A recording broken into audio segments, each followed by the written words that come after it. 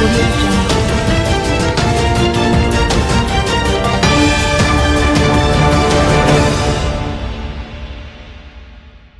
Man fatally shot by police at party in Clarindon.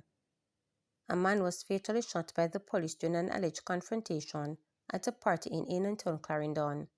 He is 41-year-old Andre Ingram, otherwise called Jazz, a resident of Town. Speaking with reporters, Deputy Superintendent of Police Daniels said Ingram reported the fire at the police to return the fire hitting him. DSP Daniels urged citizens not to challenge the police.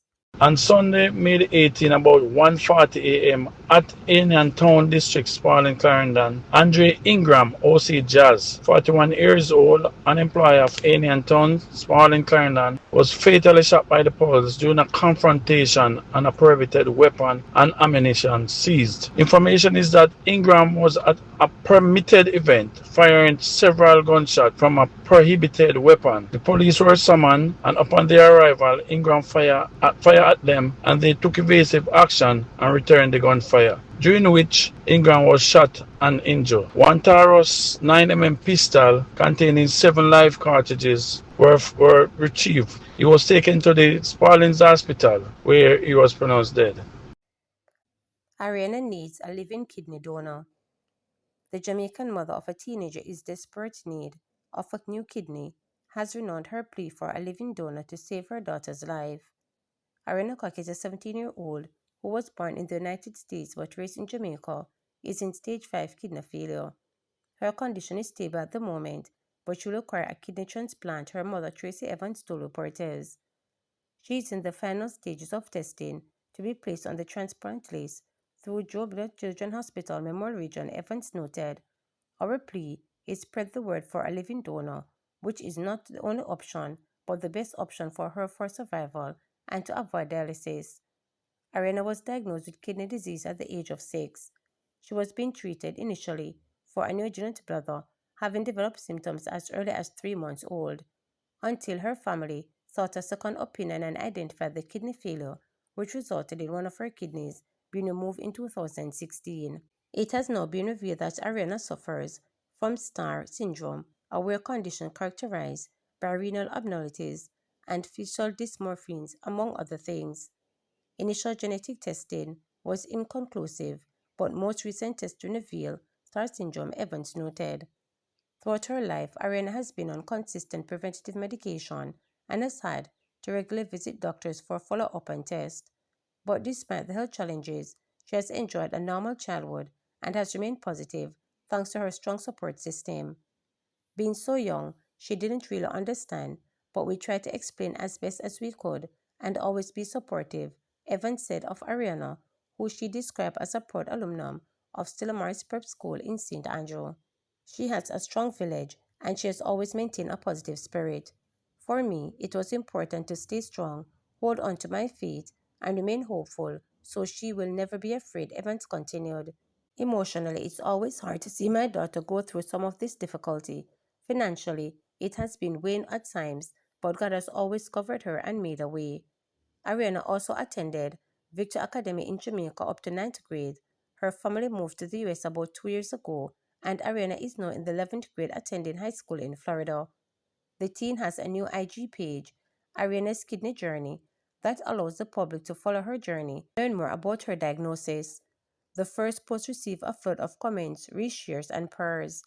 Evans said the family is eternally grateful for the support and is holding on to faith for a donor. "We remain strong and trust God that there is a kidney for her," the mother noted. Or requests planned from JPS to address gaps resulting from customer service office closures. The Office of Utilities Regulation, or, has asked the Jamaica Public Service Company JPS to deliver a plan to address the gap in access to their services caused by closure of 10 of its 15 customer services offices across the island between February 2020 and March 2021. The OR says its parish closure impact assessment Phase 2 found that 77% of JPS customers in parishes without CSOs want the office to be reopened. It says cost, convenience, and access are the main reasons given by customers for requesting reopening of the offices.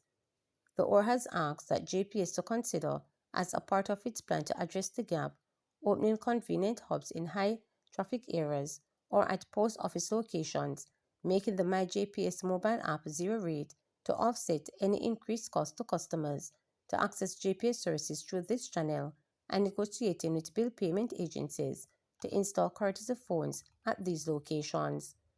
OR Director General Anthony Hewitt says while the OR is reluctant to prescribe specific modes of utilities to address their customer service obligations, it remains unequivocally in its position that the options offered must be imposed undue inconvenience or hardship for customers to access or make use of them.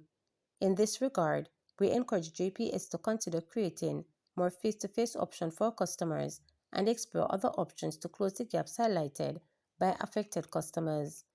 The OR says only 5 JPS customer service offices now serve over 500,000 customers.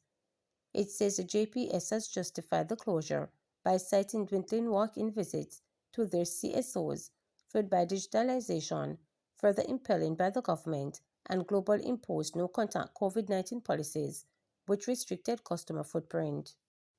Government to award 60 scholarship under Farm Workers Program, says Charles Jr.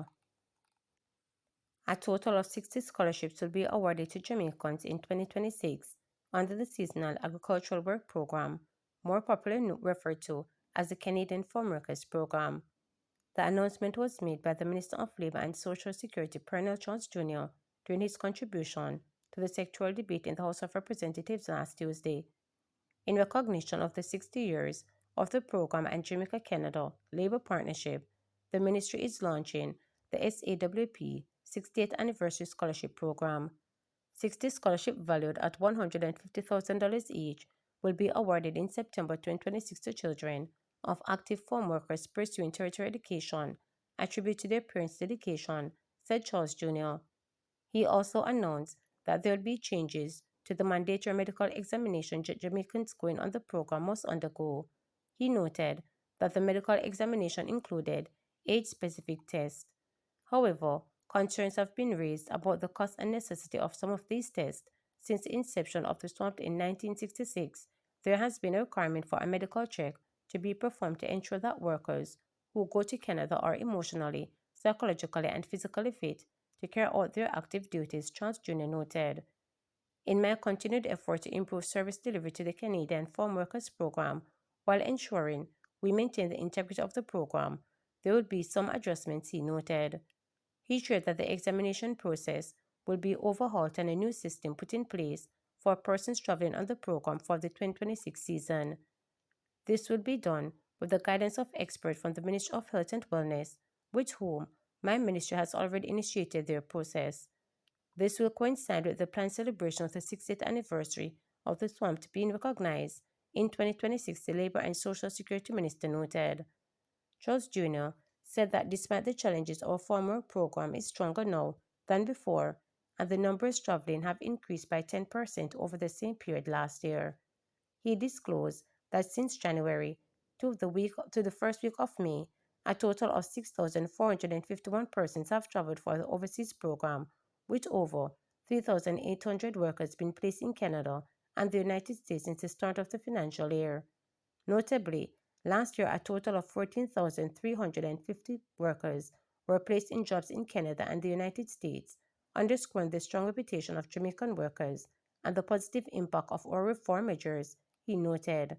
Stating that challenges for some create opportunity for others, the minister said Jamaica was positioning itself to capitalize on global shift that may very well see an increase in demand for overseas workers in North America. With the reassignment of Permanent Secretary College Roberts Risden to oversee the North America operations, Jamaica has strategically placed high-level leadership to enhance our negotiations and expand our footprint to new horizons of opportunity, stated the minister. To subscribe, like, share, and click the notification bell for daily updates.